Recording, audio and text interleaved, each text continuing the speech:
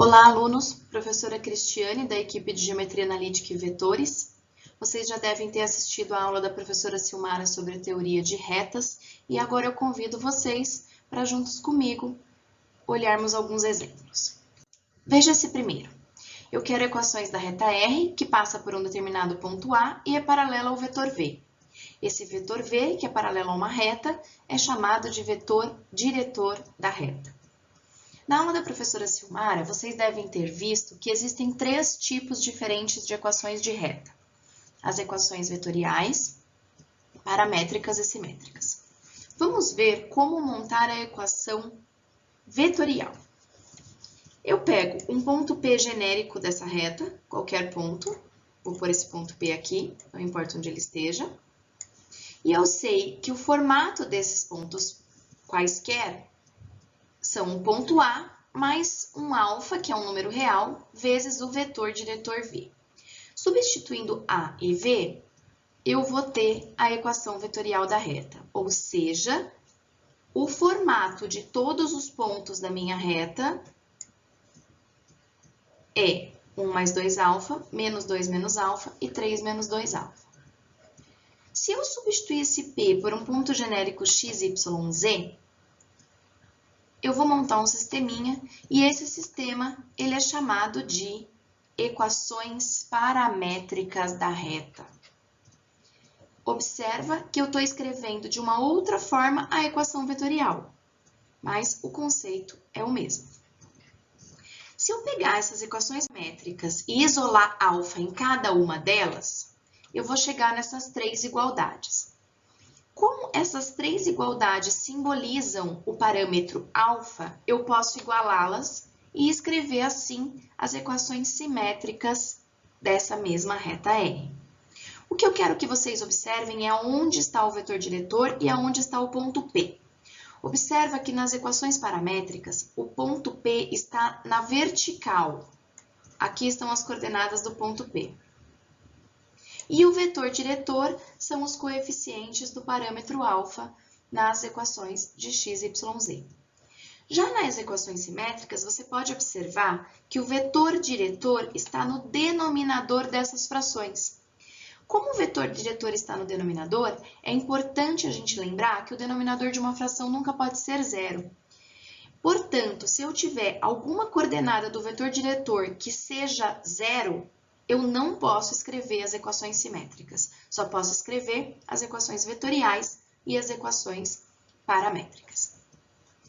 Nós vamos para um segundo exemplo que vai continuar falando sobre essa reta R. Vamos observar o que ele diz. Nesse segundo exemplo, é pedido para verificar se os pontos B, C e D dados pertencem a essa reta R. Observa que o ponto B foi construído com as coordenadas do vetor diretor.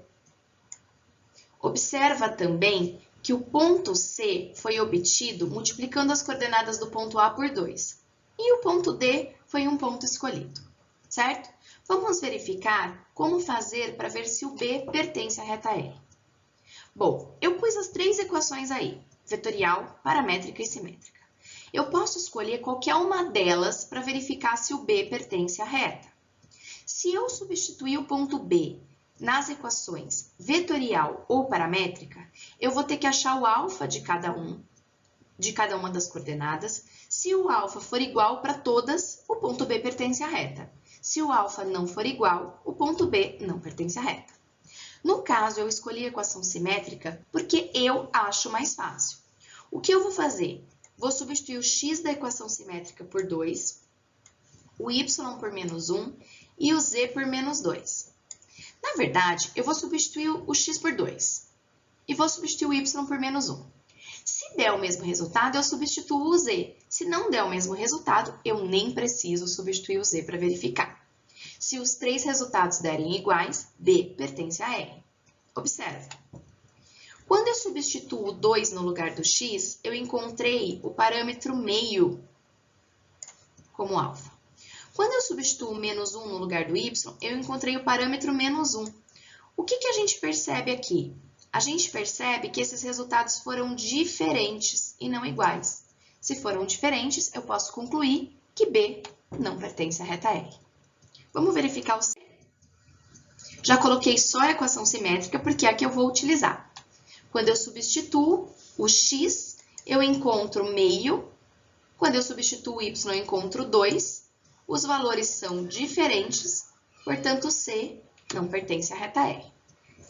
Quando eu vou substituir o ponto D na equação simétrica, eu verifico que todos os meus 3 parâmetros, ou seja, os 3 resultados das frações ali de cima, dão iguais a 2.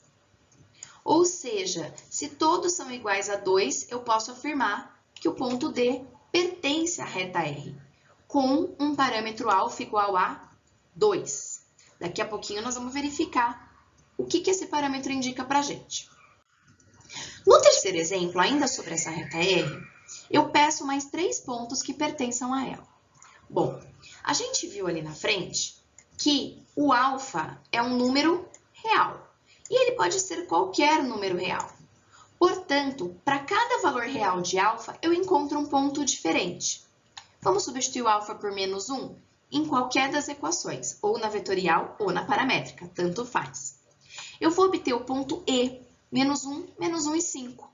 Se eu for verificar, eu vou achar o alfa igual a menos 1 nas 3 equações, ou seja, esse ponto E pertence à reta R. Vou pegar mais 2 parâmetros. Alfa igual a 3, encontrei o ponto F. Alfa igual a menos 3 meios, encontrei o ponto G. Como esse alfa é um número real, eu posso substituir esse alfa, por exemplo, por raiz de 2. Eu posso substituir esse alfa, por exemplo, por π. Ambos são números reais e vão me dar pontos pertencentes à reta, que são diferentes desses que eu já encontrei. Último exemplo com essa R. Eu quero que vocês localizem para mim os pontos D, E, F e G, que são pontos que pertencem à reta R, nesse desenho. Olha agora que nós vamos entender a importância desse parâmetro. Quem que é a equação vetorial? Não era os pontos da reta igual ao ponto A mais alfa V? Então, olha o que eu tenho. O ponto D é o ponto A mais 2 vezes o vetor V. O meu parâmetro é 2. O que significa o parâmetro ser 2? Significa que eu vou pegar esse vetor V a partir do ponto A 2 vezes.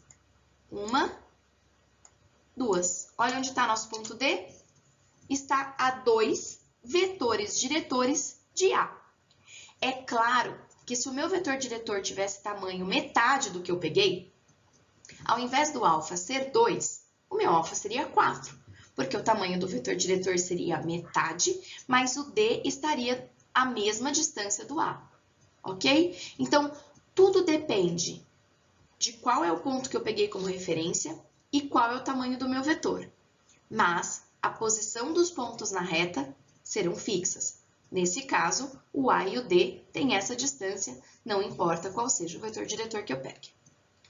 O ponto E é o ponto A menos um vetor V. Então, olha onde está esse ponto E. Do ponto A menos um V. O ponto E vai estar aqui, ó. O ponto F, 3V a partir de A. E o ponto G, menos um V e meio.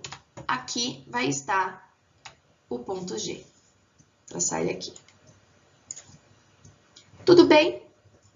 Pessoal, se eu pegasse, por exemplo, como parâmetro, o ponto E, quem seria o ponto D? O ponto D seria o ponto E mais quantos Vs? Mais 3 Vs. Então, observa que eu posso pegar qualquer ponto como ponto de partida para achar os outros pontos na minha reta, mas o que vai mudar é o parâmetro. Tudo bem? Espero que vocês tenham entendido a função do parâmetro na equação da reta. No próximo slide, nós vamos ver um exemplo do livro. Então, olha o exercício do livro que eu escolhi para a gente fazer junto. Exercício 16.